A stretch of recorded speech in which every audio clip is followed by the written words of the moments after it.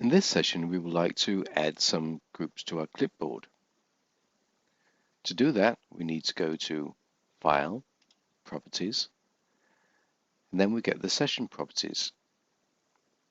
Now choose Clipboard, and here we have the names of our clipboard. To add a group, we simply press plus. And now we can give the group a new name.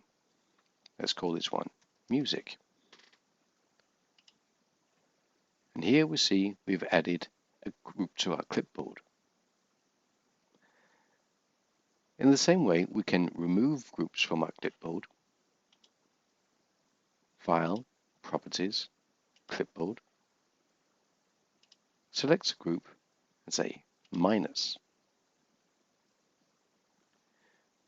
If we would like to move this music clipboard up, we select the clipboard, and now we can move it up or down.